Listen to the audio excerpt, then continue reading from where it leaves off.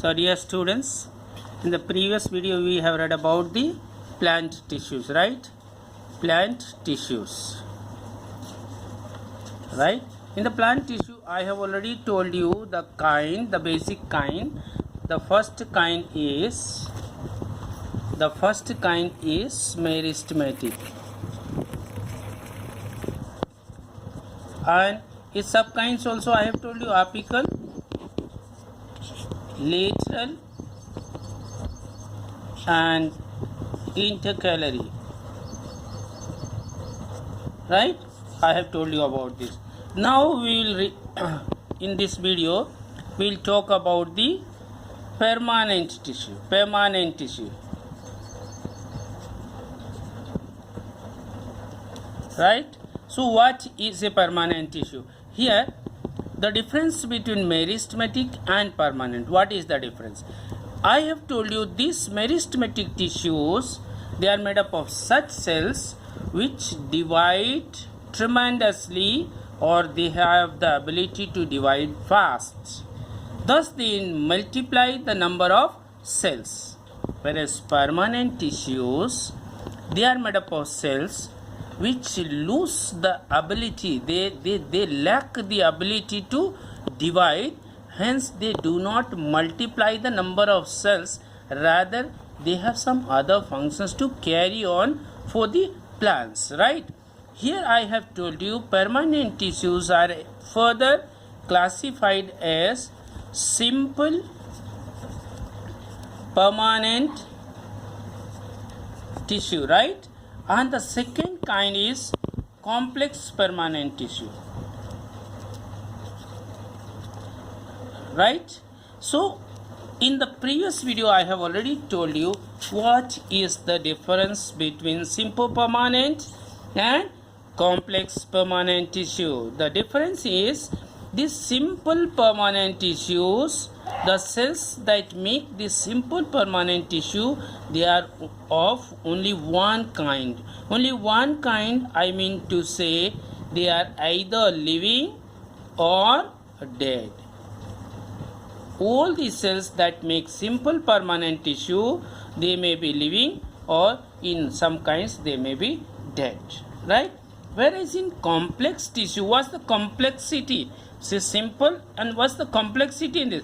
The complexity in this one is complex permanent tissue is a combination of living as well as dead cells, right? Means some part of the cells, part of the complex tissue are dead and part of the complex tissue are living. This is the complexity. Whereas in the simple permanent tissue, all the cells either will be living or will be dead. Do you follow the difference between simple permanent and complex permanent? Simple permanent tissues, all the cells that make simple permanent tissue, they may be either living or dead. Whereas complex permanent tissue, the cells that make complex permanent tissue, they are living plus dead.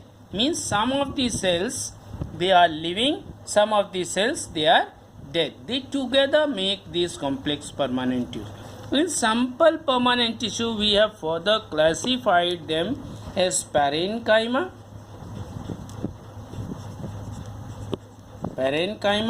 The second one is collenchyma, and the last one is sclerenchyma.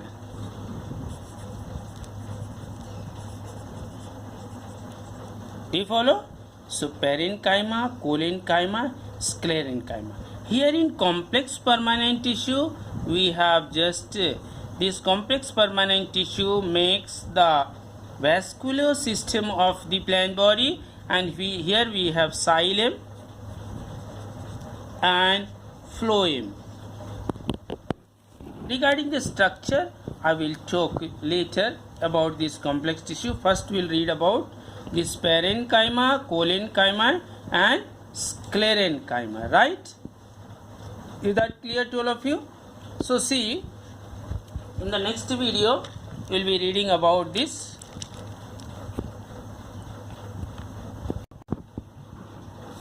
So in the previous video we have discussed about the permanent tissues in the plants. So permanent tissues, we will be reading about the simple permanent tissue. Right? Simple permanent tissue, I have told you, they are classified as parenchyma,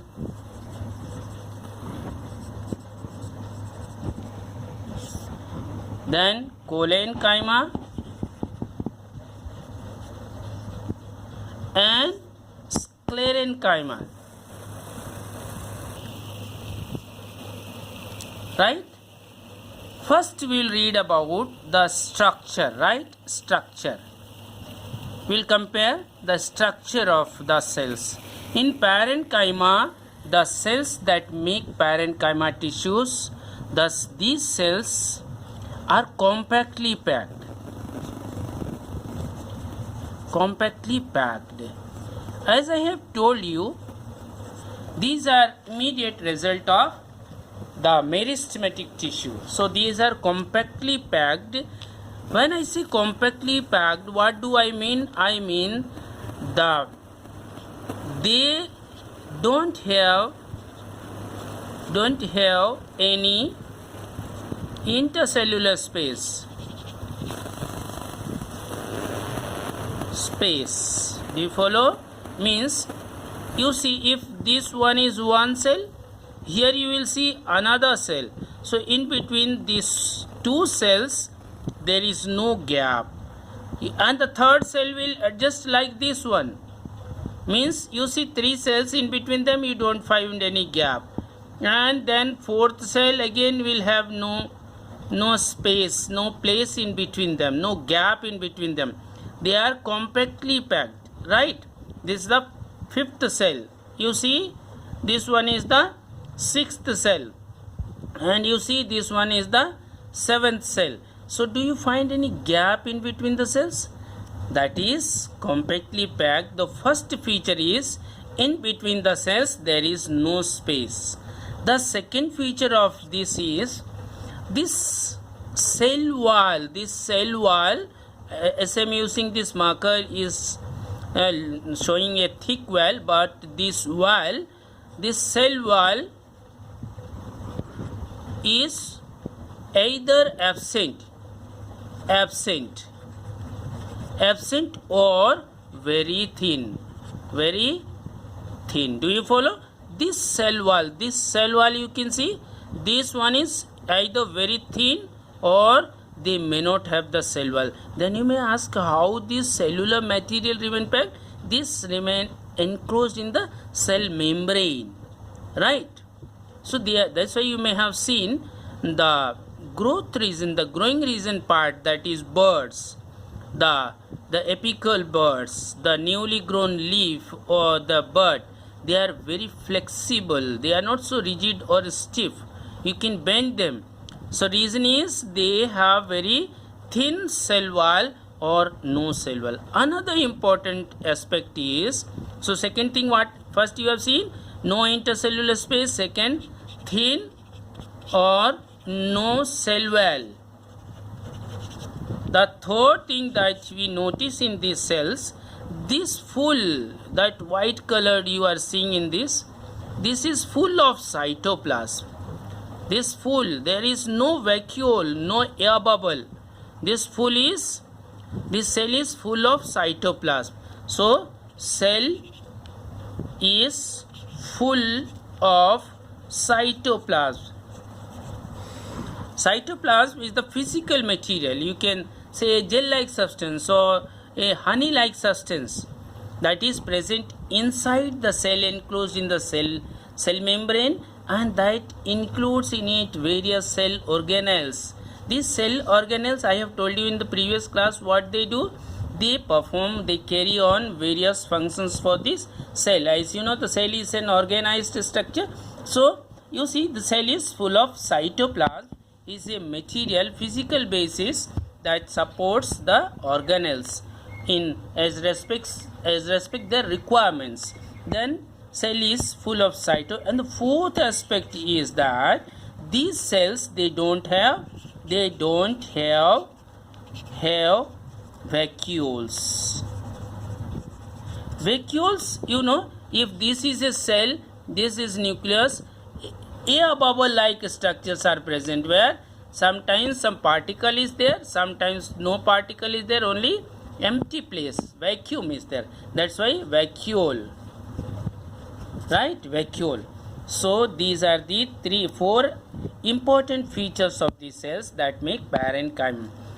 See, parenchyma, first feature that I have told you about the cells are compactly packed. Compactly packed means in between the cells there is no gap, no intercellular space. Second thing is they have very thin cell wall. This cell wall is very thin, or sometimes they don't have the cell wall. Cell is full of cytoplasm, right? And fourth thing is they don't have vacuole. The fifth important aspect, you may have noticed, the tender parts of the plant, they do not look dark green. They look slightly white or pale in color, means creamy color. The reason is they don't have the chloroplast. They don't have the chloroplast too, right? So these cells, they don't have the chloroplast, hence they cannot carry out the process of photosynthesis, right? So that's why they gradually develop these organelles in the next stage, right? Sometimes they don't have the chloroplast, but sometimes some of these parenchyma cells, they possess chloroplast, right? Some of this, the sixth aspect is some of them possess chloroplast, but they are distinct. They carry on photosynthesis. They slightly vary from this normal parenchyma, though they are parenchyma tissues, but they slightly vary, that they possess chloroplast, and hence as they are distinctive. Distinctive means you can easily distinguish between the normal parenchyma and the parenchyma cells that are possessing this chloroplast. They are slightly green in color.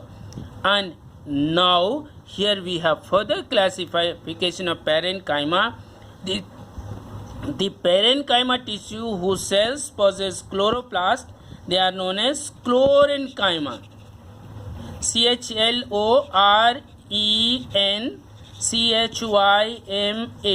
Chlorenchyma. Will you remember?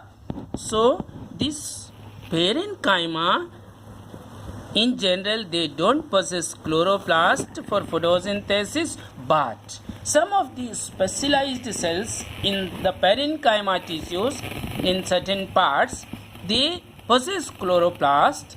In general, they don't, but some specific ones, and they are recognized as chlorenchyma, right? They are generally present in the green parts, that is leaves generally, and they carry on photosynthesis process, and they manufacture the sugar, that is carbohydrate, by the process of photosynthesis. And seventh aspect about the parenchyma is the cells of parenchyma, in between the cells sometimes air bubbles, air spaces are present, right? So some of the parenchyma cells possess air spaces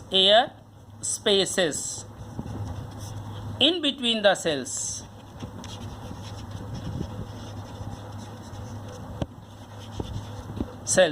And again they are distinctive. Again you can distinguish them from the normal parenchyma, and they are known as aerenchyma. This aerenchyma kind of parenchyma tissues, they are feature of hydrophytes. Hydrophytes means the plants that float in water, and the volume increases, but in between the cells they have air spaces, means they contain air in them, And as you have seen in swimming pool, or these tubes with air are inflated tubes with air, they float on the surface of water. Similarly, these plants that float on the surface of water, they have air spaces in between the cells, and they help in creating a buoyancy. Buoyancy is a force that pushes the body in water upwards toward at the surface of the water, helps in floating, right? So these aerenchyma tissues are feature of hydrophytes or aquatic plants that help them float on the surface of water, right? Now what about their functions? What do they do in plants? So this chlorenchyma, very clear, contain chloroplast, help in the process of photosynthesis. Aerenchyma possess air spaces in between the cells, help in the floating of the hydrophytes. Whereas all other, their main function of all parenchyma is to store water and food that is prepared by the plants. This is the first function. Second function is they slightly support the plant, give mechanical support. Slightly give mechanical support.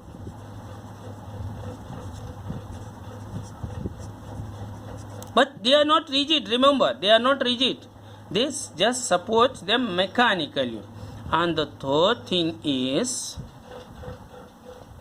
they store what? Water and food. That is where slightly they give mechanical support to certain parts. Some of the parenchyma, as I have told you, the chlorenchyma help in the process of photosynthesis, right? And the fourth is in floating of hydrophytes, right? So these are the different functions. Now their location, where will you find them? Where are these parenchyma located in the plant body, right?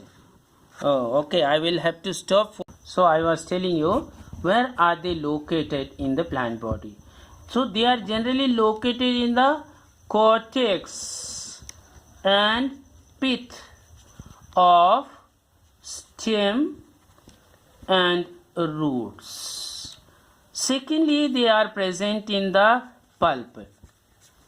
Now let me tell you, can you see this apple I am drawing here? Can you see this apple now?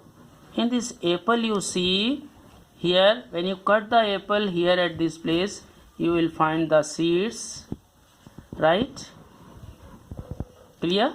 When you cut this apple, this portion that you eat, this portion, this that I am shading, this one is the pulp, right? This pulp is juicy. When you eat an apple or a mango, this pulp only we eat. This is juicy, soft, sweet, right? Why? The reason is this is made up of parenchyma cells. Juicy means full of water. I told you their main function is to store water. They are soft. I have told you their cell walls are either very thin or they don't have cell wall. So they are soft, easy to nibble, easy to cut or chew. And sweet, I have told you that their another important function is to store the sugar that is made by the leaves, that is carbohydrate. So they taste sweet. So if somebody asks you where will you find parenchyma tissues in the plant, you can easily say in the pulp of the fruits. Now you see I am drawing this mango. Is the season? Now the mango season. You see here in the center you have the seed. This portion, all this is pulp. Now my question, this pulp is made up of what kind of tissues? You can say parenchyma tissues, right? Why? If I ask why this pulp that you eat, dark yellow, reddish in color, so sweet. Why is it so juicy? Because parenchyma cells, they store water. Why is it soft to eat or nibble? The reason is the cell walls are very thin or they don't have the cell wall, right?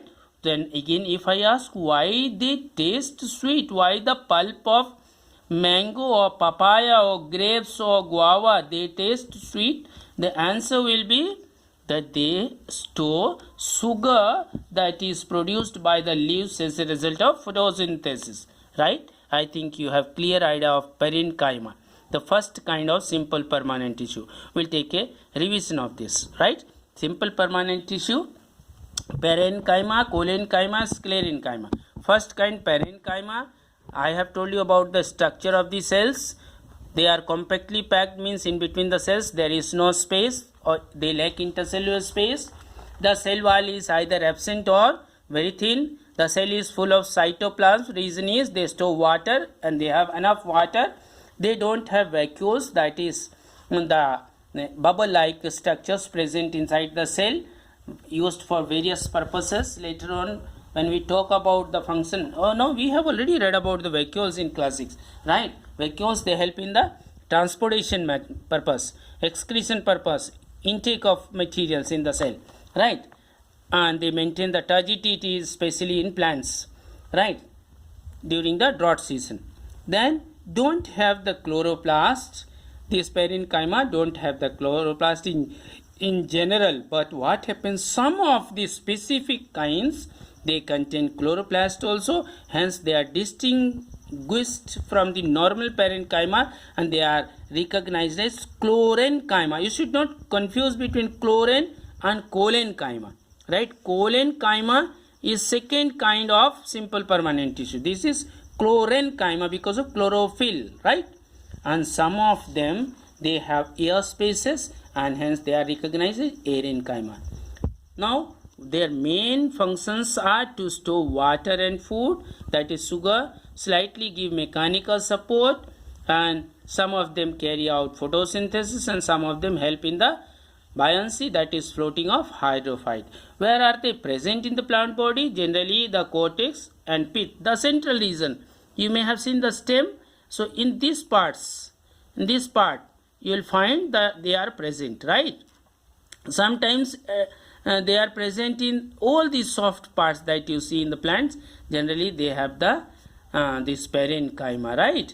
And they are present in the pulp of the fruits. I have given you the example of this apple as well as this mango, right? I have told you the reason why this pulp in the apple or in mango is juicy. It's because full of water, right? Why soft? It's because the cells that make this tissue, they are either thin-walled or they lack the cell wall. And the third thing, why do they taste sweet? The reason is because they store glucose, right? So this is all about parenchyma. In the next video, we will be reading about collenchyma, right? So watch my next video for collenchyma. Thank you. Have a good day.